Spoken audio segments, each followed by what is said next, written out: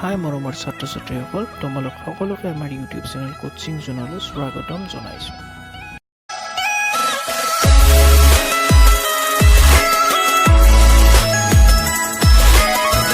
আজি আমি আলোচনা কৰিম 2020 চনৰ হাইস্কুল শিক্ষান্ত পৰীক্ষাৰ কাৰণে লাগতিয়াল এটা বিজ্ঞানৰ লগত সংগতি থকা টপিক।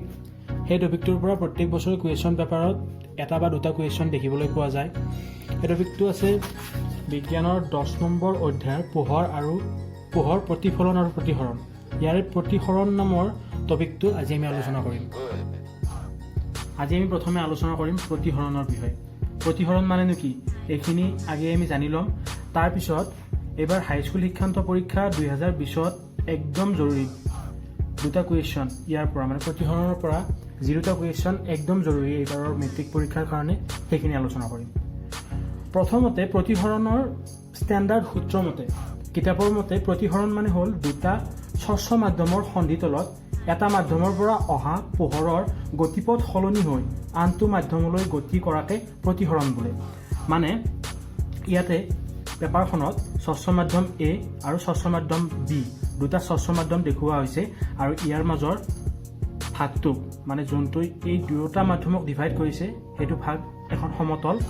ইয়াৰ পিছত স্বচ্ছ মাধ্যম এৰ পৰা এডাল পোহৰৰ ৰশ্মি আমি এৰি দিলোঁ। এৰি দি প্ৰথমতে সেই ৰশ্মিডালে সমতলখনত খুন্দা খাব আৰু খুন্দা খাই পোহৰৰ প্ৰতিফলনৰ সাধাৰণ সূত্ৰমতে ই এইটো পথে গতি কৰিব লাগিছিল, কিন্তু প্ৰতিসৰণৰ ফলত সেইটো পথে গতি নকৰি ই এটা নতুন পথ বাছি ল'লে, যোনটো হৈছে এই নতুন পথটো। ইয়াকে আমি সাধাৰণ ভাষাত প্ৰতিসৰণ বুলিব পাৰোঁ। প্ৰতিসৰণৰ দুটা নিয়ম আছে, যি দুটা নিয়মৰ অধীনত প্ৰতিসৰণ চলে। সেই দুটা নিয়মৰ প্ৰথম নিয়মটো হৈছে আপৰিত ৰশ্মি প্ৰতিসৰিত ৰশ্মি আৰু ইহঁত দুটাৰ মাজত টনা লম্বডাল এখন সমতলতেই থাকে।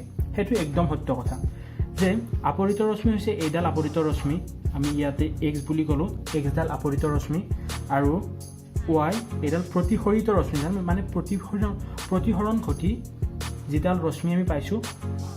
এতেকে X, Y আৰু এই লম্বডাল যিডাল মানে ইহঁত দুটাৰ মানে সন্ধিস্থলত অঁকা হৈছে, এইডাল লম্বক আমি P বুলি ক'লোঁ। এই X, Y আৰু P ডাল এখন সমতলতে আছে, দেখিছেনে আপুনি? এই এখন সমতলতে আছে, এখন সমতল। চ' এনেকৈ আমি প্ৰথম নিয়মটো এনেকৈ আমি প্ৰমাণ কৰিব পাৰোঁ। ইয়াৰ পিছত দ্বিতীয় নিয়মটো এইভাৱে আহে যে গাণিতিকভাৱে দ্বিতীয় নিয়মটো হৈছে চাইন I মানে sine of incident ray by sine of refracted ray is equal to constant. ইয়াৰ গাণিতিক বিস্তাৰ কৰিলে দেখা যায় যে sine of I is directly proportional to sine of R।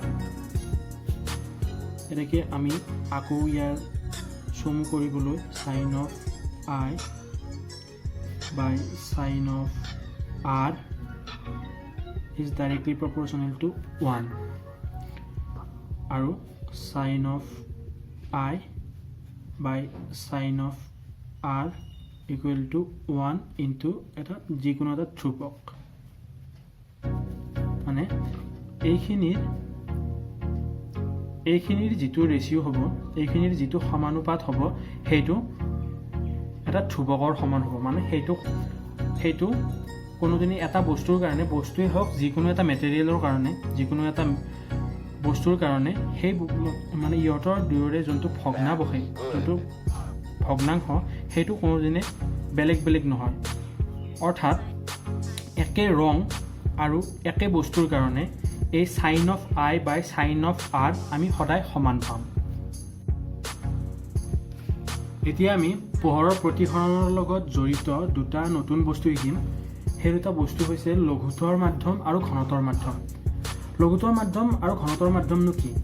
প্ৰথমতে কণিকাৰ ধৰ্মৰ ফালৰ পৰা চাব গ'লে লঘুতৰ মাধ্যম মানে হৈছে যিটো মাধ্যমত কণিকাৰ সংখ্যা কম, সেই মাধ্যমটো হৈছে লঘুতৰ মাধ্যম।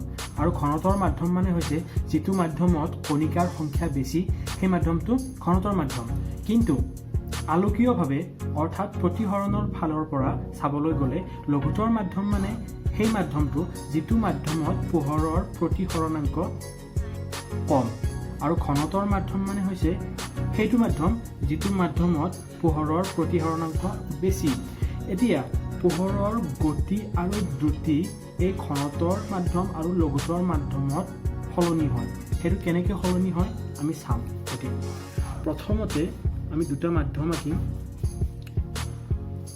মাধ্যমটো এইটো হৈছে লঘু মাধ্যম আৰু এইটো হৈছে ঘন মাধ্যম।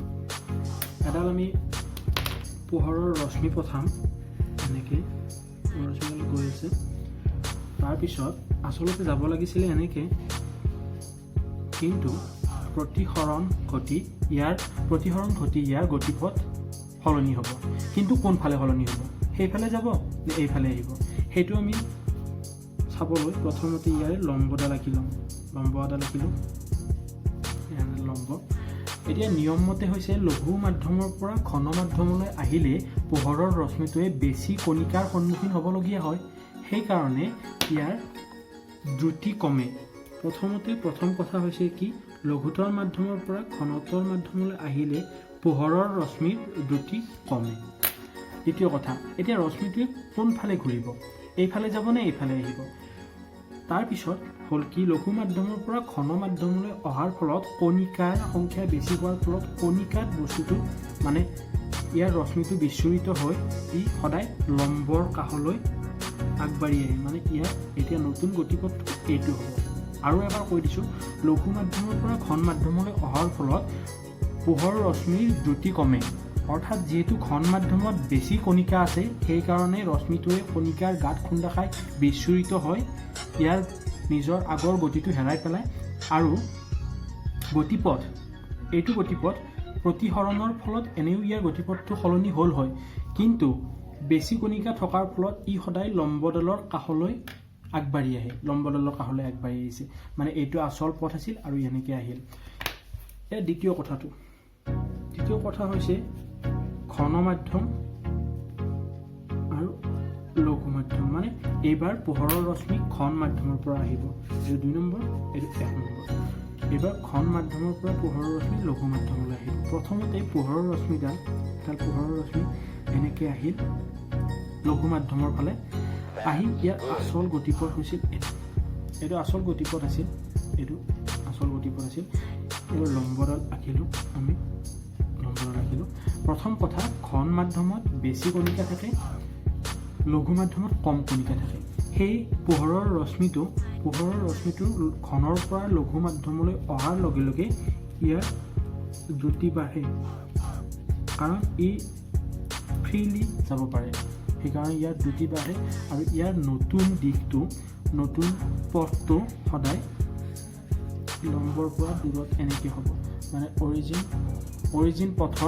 অৰিজিন গতিপথৰ আগৰ গতিপথটোৰ পৰা অলপ আগবাঢ়ি যাব। এটা হ'ব ইয়াৰ নতুন পথ।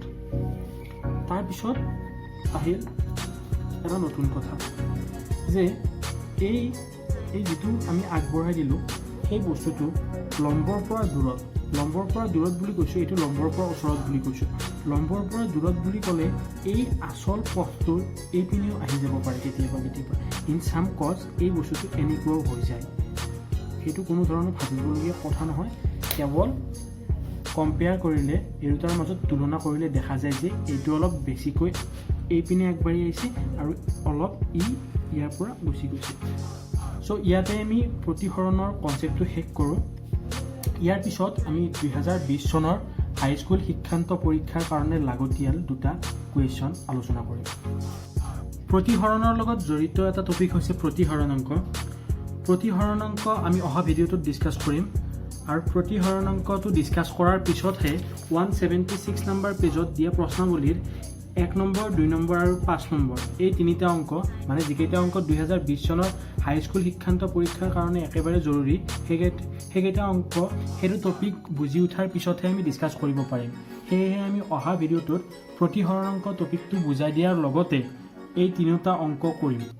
যদি এই ভিডিঅ'টো চাই ভাল লাগিছে তেন্তে লাইক, শ্বেয়াৰ আৰু কমেণ্ট কৰিবলৈ নাপাহৰিব। আৰু যদি আমাৰ চেনেলটো নতুনকৈ ভিজিট কৰিছে তেন্তে চেনেলটো ছাবস্ক্ৰাইব কৰি বেল আইকনটো প্ৰেছ কৰি দিব, যাতে আগলৈ অহা ভিডিঅ'বোৰ ন'টিফিকেশ্যনবোৰ পাই থাকে।